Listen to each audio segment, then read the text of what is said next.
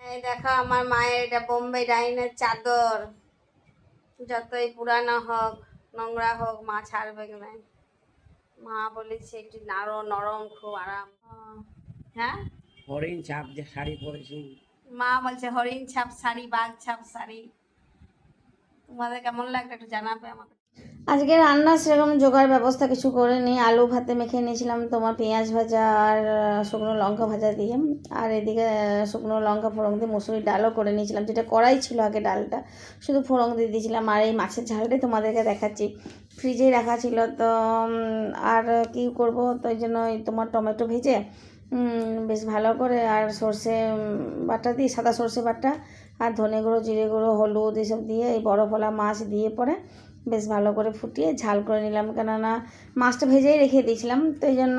আর আমার কাঁচা মাছ ছিল না বলে জল ঝরাতে দিইনি, যে তারপর ভাজবো এরকম ব্যবস্থা করিনি, একবারে বরফ শুদ্ধ মাছই দিয়ে দিয়েছিলাম, ঝরিয়ে ফুটে গেল, বেশ ভালো করে কাঁচা তেল দিয়ে ঝরিয়ে নামিয়ে নিলাম। ভাতে খেতে তো অপূর্ব লাগলো। আর আজকে আমি জানতামই না যে তিতলির এত মাছ খেতে ইচ্ছা করছে, আর ও জানতো না যে আমি আজকে মাছ রান্না করব। তো ওর কাছে শুনে আমার খুব ভালো লাগলো যে আজকে ওর একটা ইচ্ছে পূরণ হয়েছে, যে মাছের ঝাল খেতে পেয়েছে। আর মাছের ঝালটা আমি বেশ ভালোই বানাই। বিলুও ভাত খেয়ে নিল, দিয়ে তারপরে তোমার দুপুরবেলাতে বিলুকে ভেবেছিলাম যে একটু বিলুর সাথে বাইরে যাব, তো আর যাওয়া হলো না, ঘরেই ছিলাম।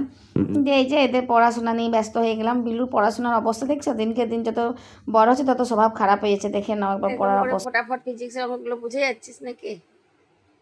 হ্যাঁ, প্রচন্ড নাকি দাঁত খুঁজতে খুঁজতে?